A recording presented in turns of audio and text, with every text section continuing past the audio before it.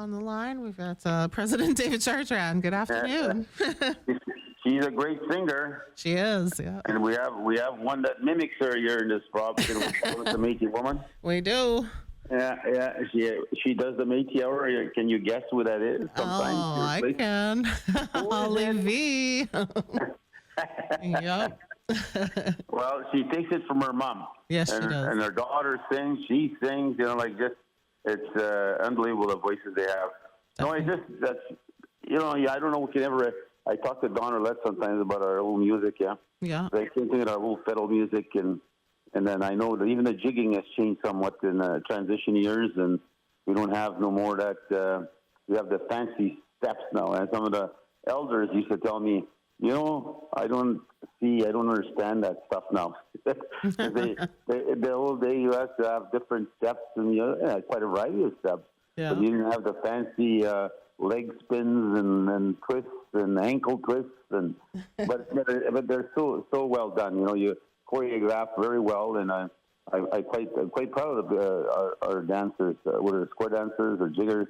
They do a tremendous job promoting our culture and our history and showing our pride, and that's and I always educate people in the context of understanding like the great pride that First Nation have when they do their powwows. They have their jingle dancing, their fancy dancers, right, and the rest of them, and they have all of their regalia all just juiced up, beautiful with different colors and designs, and that sends a sense of pride for sure First Nation people and all those that are supporters of that, like including myself. Mm-hmm. So we have our dancers. That's why you see our teams just rolling up the storm and putting up their fancy square dancing outfits and just dancing.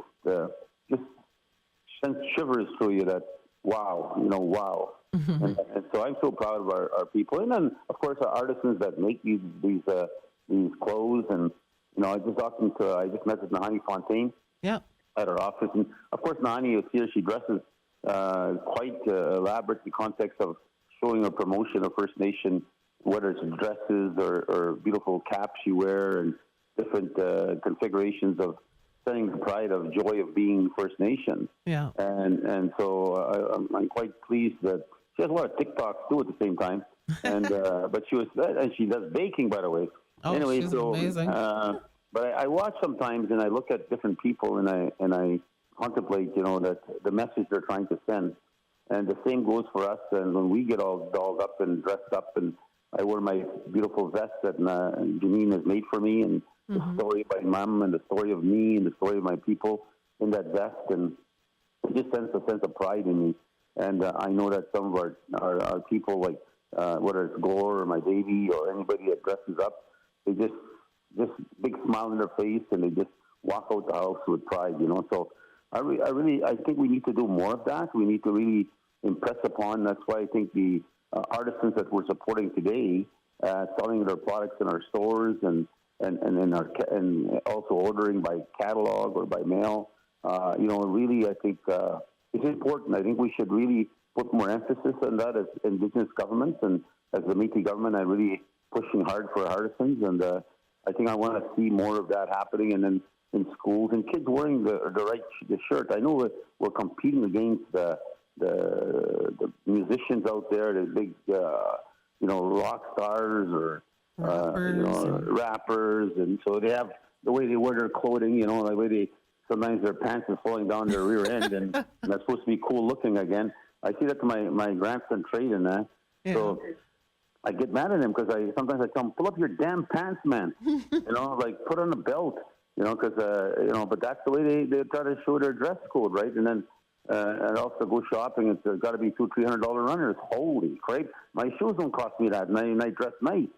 And so my entire outfit is $200. So when you start looking at them today in society, it's, I just hope we can send a trend one day and our grandparents step in and our parents and say, no, I want you to start showing me how you dress to be proud of who you are based on your identity and your culture. Mm-hmm. And that would change a lot of the imagery of our people, because today some people still take the position, that Indigenous people are a bunch of drunks. because they think, the image of media today is to shoot people on Main Street that are troubled and having challenges or abandoned or addictions or mental problems. And that's what the media sees on the TV every day. People see that, Canadians, Manitobans, and they come to conclude, oh, that's them, So that's not us. That's just some troubled situation that some people have found themselves in, and hopefully we can help them get out of there. But that's not who we are. Mm-hmm. We're very proud people, Indigenous people. So I sent a message on that issue. It wasn't even on my agenda, but I started thinking about that when Nahani was talking to me. She was saying that she'd like to get a nice beaded dress from one of our Métis artisans. So I know Janine, you can't even get an appointment today, and I'm proud of her, very proud of Janine. Her work is renowned, and she's trained so many that it's transcended into such beautiful. I don't know. I know sometimes people use the word costume, but really it's not. It's clothing attire, I'll call it. So it just shows such a sense of pride when you walk. Because when I walk with my vest on or any of my clothing, whether our people wear sashes and the women wear sashes across their hearts, like even I was watching in Tone's speech. Mm-hmm. I was smiling there. I was watching Renee Cable. She's a minister. I was watching Billy wearing her beautiful Infinity Women sash across her, and it's just a sense of pride. I smiled in my face, and so was Bernadette was wearing that also, and I was sitting in the back watching them stand in front of the legislator inside the assembly wearing our clothing and our message, and that's really something we should be proud of. And I'd like to see, no disrespect to the First Nation, I know a lot of those MLAs, they wear suits. Now, it's probably some of the, I don't know if there's rules attached to that or not, but it'd be great to see them walking in with their clothes. And same thing with our premier. It'd be great to see him walking in with a vest, Yeah. Instead of, but again, it's not only got to please us, he's got to please all Manitobans, and that's a different challenge. So, but again, it's the context of knowing who you are and standing up for who you are. And I hope that our young generation really transcends itself to really start to, because it's all about pride. If you believe in who you are and understand who you are, nobody's going to knock you down. If you knock you down, you're going to get up again, So that's, one of the things I thought of. I was smiling when she said, if I knew anybody. So I said, maybe one recommendation I'll give you is Amy McPherson. I said, she's been continuously developing her skills.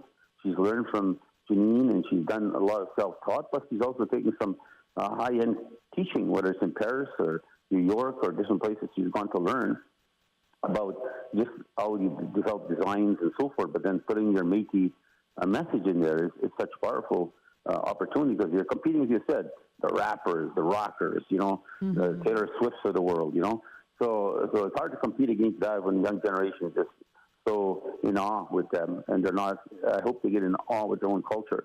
But again, that's a different story. I don't know why I end up going that road. Because I think about these things, and I sit there, and my job is to try to promote our people, promote our culture, promote our identity, stand and protect it, and that's my function. In order to do that, I need our people also to understand and believe in it, and understand why we push so hard. The same thing with the when people saw my position on the destruction of the Queen Victoria statue. Yeah. Well, I spoke against that. I know people were angry, and they have a right to be angry. I know people were just trying to find a way to get their anger out, mm-hmm. and so they attacked the Queen Victoria statue, and as a message, that they intruded and destroyed so many lives based on the empire and the rules and policies they brought in here, and how they try to change us from who we are to somebody else, mm-hmm. and with that came destruction. But some of the history behind it was important. Because for you look at history, Queen Victoria wouldn't give Johnny MacDonald the army he wanted unless he did treaties. And so it was very clear that Queen Victoria did see that he had to recognize, Johnny MacDonald had to recognize that the Indigenous people of the West, including Canada, had rights. And so we shouldn't forget that part of it, So imagine she would just said, okay, send an army, we'll wipe them all out. And they had the power to do so. They had the military warfare to do so. They had the superior weapons to do so. And so there could have been such even then, the tax they did the First Nations, they were trying to nearly wiping them all out with chicken pox and anything they can do to hurt and harm. So you look at history, and I reflect the thoughts of, well, she had a different perspective. Obviously, they didn't jump into the vision of some that just go out and destroy. And there was others that many tried. I know that people sometimes wonder, why do I speak against not agreeing to take Johnny MacDonald's statue down?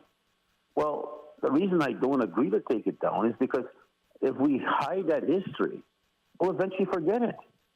And what should be happening? Leave the statues there, but put a plaque there with the true story attached to it. So we never forget what they did. We can never forget their policies of how they destroyed so many, and at the end of the day, murdered so many, and killed so many, destroyed so many lives and nations. But if we hide every statue, hide every story, 20 years from now, 30 years from now, 50 years from now, we're going to forget all about it. But if we don't understand what got us to where we are today, and really reflect upon the thoughts, it was because of those actions that caused such despair. Like, look at the 60 school, residential school, all of these things. Look at the 60 school. When I sit there and watch them as they cry, and I shed tears with them when they tell the stories of being raped, being destroyed, being just beaten physically, mentally, and there's nobody there to help them, and they can't look towards parents because no parents are there because they've been stolen. So, and we have evidence of proof of certification where they were selling these children for $10, $25 to the Americans.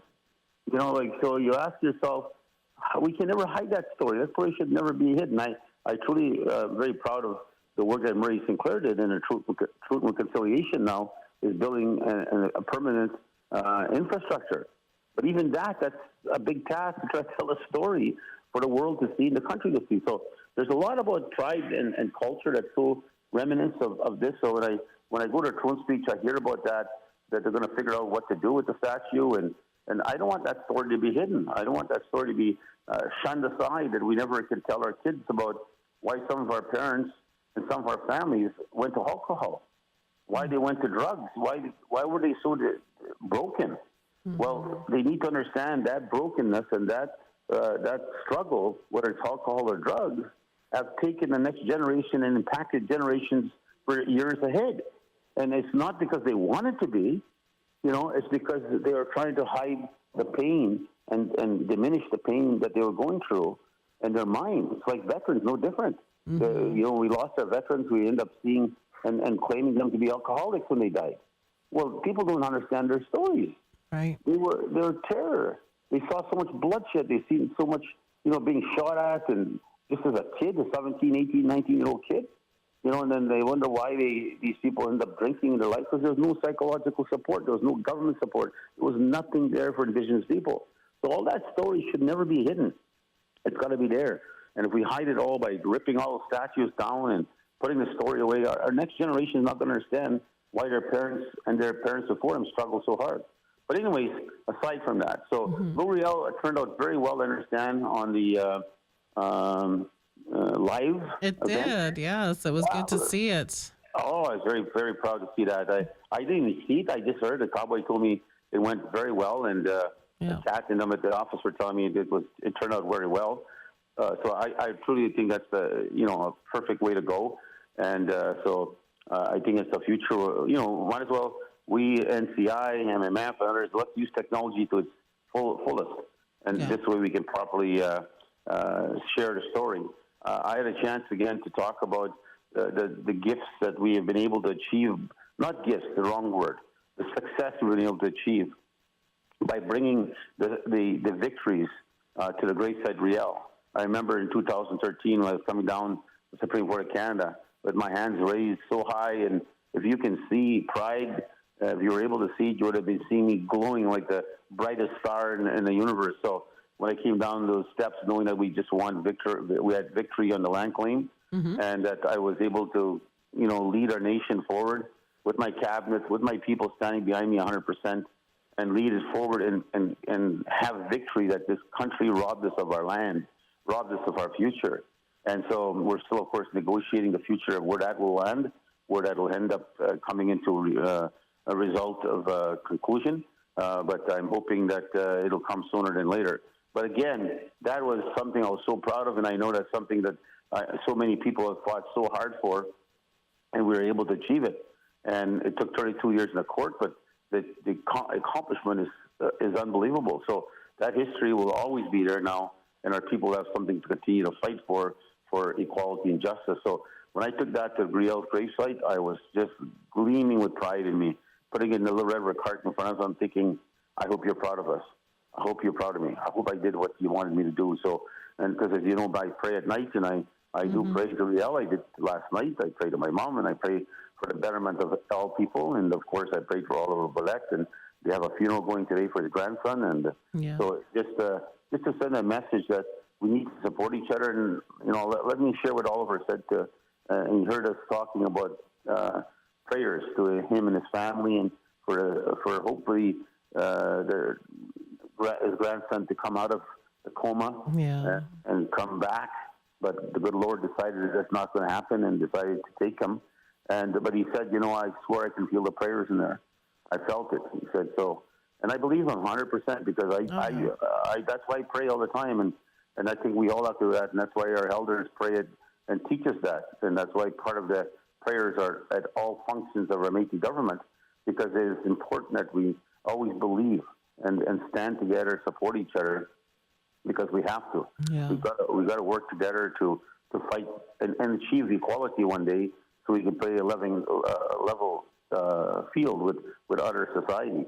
But going back to Riel gravesite, and I remember taking the recognition as the first premier of Manitoba, taking that to his grave.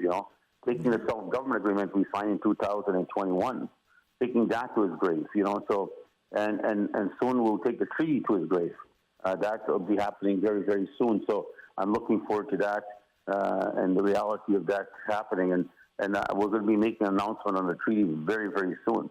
And again, as I said, I look forward to just bringing these victories and these accomplishments, these advancements to equality, and getting it in place so the Métis can have an equal chance to get better in their lives, to have a better opportunity. So that's some of the key things we talked about. In fact, I just had my HRD agreement, and we just finished our committee meeting. John Frey, of course, is the minister responsible for that. We have Joan Ledoux and Anita Campbell sits on there. Francis was at the meeting, and we talked about the accomplishment of the HRD and where it's going. And for people, it's called MET. Everybody knows the Métis Employment Training Department. But success, phenomenal success, the amount of people's lives that have been changed because of this program. I still believe it's one of the best programs that came out of Canada, along with the Aboriginal Head Start program. Even though we never got the Aboriginal Head Start program as a Métis, but I was very, very proud that we were able to negotiate the equality of the MET, Métis Employment Training Program, and the amount of people's life that's changed.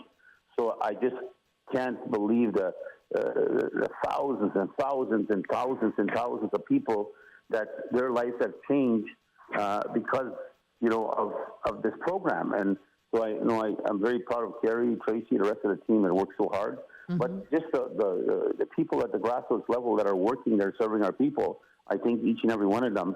So it's just so vital that we keep this program strong. We keep it there to change lives. And those people that have been supported, whether it's going to go back to college or back or last year university, or just getting into private partnerships, or today they're buying houses. They're advancing. Their children are in a better place than they've ever dreamed they'd be. Yeah. And so, and the grandparents, the parents recognize this. So again, I think our department, we're working so hard to make so much changes to so many people, and I'm always happy to have those meetings because of course we're tightening our belt ourselves, and we want to make sure because we have more people than we've seen. I'll give you a good snapshot before I finish off my presentation here. But one of the things that came up was the new funding we have with Canada, and I think of course the federal government, our partner, and Trudeau and his team for recognizing first of all nation to nation, government to government. And transferring the resources of our taxes back to us. And let's remember, I always tell people, don't think they're giving you anything. I don't care which government's in place. These are taxes that you pay.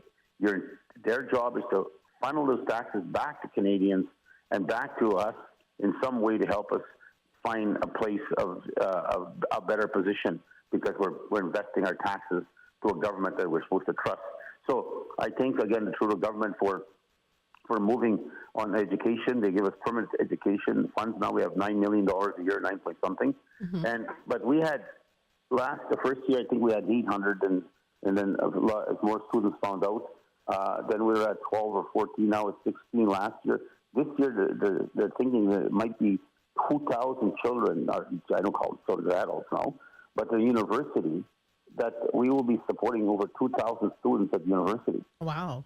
That is, that is so powerful. It is. Very powerful. You know why? Because that 2,000 kids that have achieved their vision of an education towards the future, and now they're going to be graduating. They're the ones that are going to be working in the industries, whether they're lawyers or doctors or plumbers or carpenters, whatever they're going to be. That's not talking college. This is just straight university. College, we got, again, several thousand there. So at least over 1,000 in college. That's amazing. So when you start looking at those numbers, the mass investment that we've been able to achieve because of the flexibility that we were able to negotiate with Canada has given us the freedom to do what's right and what our people think is right. So I can't tell you enough how many times parents have congratulated our work, have personally come to thank me for seeing their kid get their education and help them get there. And I still want to do more. I'm not finished with this. I want to do more. I think Canada still needs to do more because one thing we always understand, once you have an education, nobody can take it from you. No one. Yeah. That's yours. They can try and steal our land. They can try and steal attack our rights. But once you have an education, nobody can take it from you. That's yours. And so that'll always be a plan, achievement towards a better future for yourself and the future of your family. So again, my time's running out here. So I want to thank everybody that came to L'Oreal gravesite. I had a good chance to pop into Robert Lasselle's gathering at the St. Boniface City Hall, the old City Hall. So he popped in there. Robert had a gathering. They have in case anybody wants to know, that's where the St. Boniface Museum now has the L'Oreal museum artifacts on the second floor. So if you want to pop by and see L'Oreal's history and story, please do so. It's at the St. Boniface City Hall. And again, the director there is Cindy DeRocher. So pop in there, and we're going to be sitting down with them talking about, they're looking at how they will need support, financial support towards the future. So I will be sitting down with them and talking about how our Heritage Center, our museum that we're building, will collaborate and work together with them and see where it takes us to the future. But again, I think it's such a important aspect. We never forget our past leaders and our leaders of tomorrow that we're going. Now, on Bill 92, that's moving forward. And then for everybody to know that what's so important about that, some First Nations of Manitoba have already achieved it and some are pursuing it even more vigorously. Bill 92 really transcends a change where we have a true government-to-government real responsibility transition where the relationship with Canada be direct and that we will take over in the concept of managing child and family service 100%. That means policies. That means setting up the mechanism of what's best for our families and our children. And it also gives you what always has been missing, prevention care. So it's called wraparound services where we can actually not just take the child or work with the child or protect the child. We actually help the family heal, and we help the family overcome their struggles so they can get strong, stable, and the child can go home. And that's what Bill 92 is, a miracle that will come if it does eventually come. It should be coming to us very soon. We've negotiated over 4 years of it, and it's concluded. We're waiting for Canada to sign it now and move ahead. Okay, now I'm going to do some birthdays first. Okay. I'll start off with that, and there's lots today. Happy 67th birthday is going out to Debbie Forgy of St. Eustache, who celebrated her birthday Sunday, November 17th. Happy 29th birthday is going to Kevin Janai Jr., who celebrated his birthday on Sunday, November 17th. Happy 20th birthday is going to Dominic Janai, who celebrated his birthday on Monday, November 18th. And happy 49th birthday is going to Carrie Smith. I just talked about her. Senior Director of the Métis Employment Training. I think she's been there over 20 years, 20-something years. We'll celebrate her birthday Monday, November 18th. Happy 48th birthday. Of course, we'll never have a birthday without acknowledging Judy Mayer's family. Happy birthday to Judy Mayer's daughter, Jolene. We'll celebrate her birthday on Monday, November 18th. And happy birthday going out to Artley and Judy Mayer, his great-granddaughter, who celebrated her birthday on Thursday, November 21st. Also want to say congratulations to happy 56th anniversary to Dave and Marge Lavalley. Stonewall, who celebrated originally from St. Ambrose. Stonewall will celebrate his birthday on Monday, November 18th. The Lavalley tradition, well known as. And happy 47th birthday is going to John and Barbara Fleury of Minnedosa, who are celebrating their anniversary on Monday, November 25th. And John, of course, and Barb, I always like listening to the stories. John would tell me the struggle he faces as a young married couple and hardships, and they overcame all of those things. And today they're still strong and solid, united as one. That's such a good story to hear. Our people, no matter what. So Barb, of course, makes some of the best fried bannock. You'll have fried bread or bannock, whatever you want to call it. So again, it's Barb. Thank you very much. And of course, John is the minister of HRD. I met the Métis Employment Training one. So and also we have, of course, I want to do some condolences to the friends and family of our community of Santana Tates. She worked at the LRI. She was a staffer. She's a vice chair of the Seven Oaks Local. She left this world far too soon and too young. She died Wednesday, November 20th. So well wishes to her family. In a sense, our prayers go out to them. And there was a lot of people touched at the office about the loss of Santana. She had a lot of connections and met and connected with so many different departments.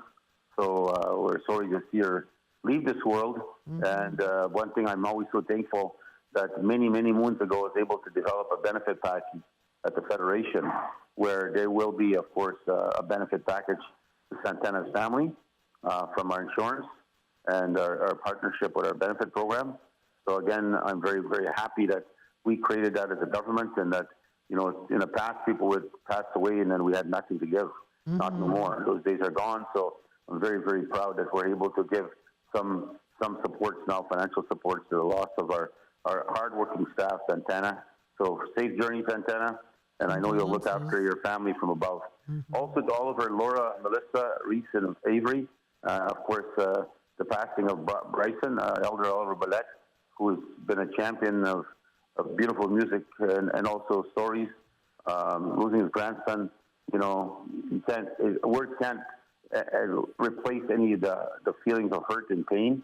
But it's wisdom, and also can step in. And as Oliver said to me, actually, I'm in St. George right now. I was going to try and drive back to Winnipeg. I just got here last night to take a weekend off. And he said, "No, you've done enough for me and my family. You rest now. Your turn.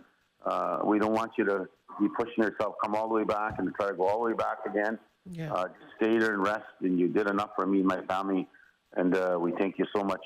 So I'm that's wisdom, because, it's good to see that he cared about my health at the same time, while he's still grieving and going through such challenges. So Oliver and Laura, big hugs to you from me and Gloria and the family, and of course from the Métis Nation as a whole. Oliver, our hugs go out to you and your family. So I know your grandson's a better place, and it'll always be a reason why, and one day you will meet again.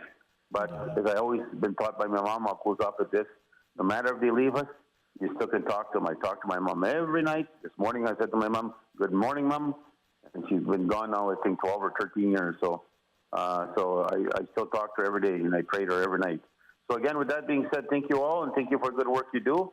And you too, Cowboy, thank you for finding me. And to our citizens, our elders, thank you so much for guiding me and giving me the power of wisdom and the ability to fight the fight for our people, and hopefully one day achieve the success of uniting the Métis First Nation in this beautiful part of Western Canada. So take care, everybody. We'll talk to you next Saturday. All right. You take care of yourself, Dave. Thank you. Okay. Bye.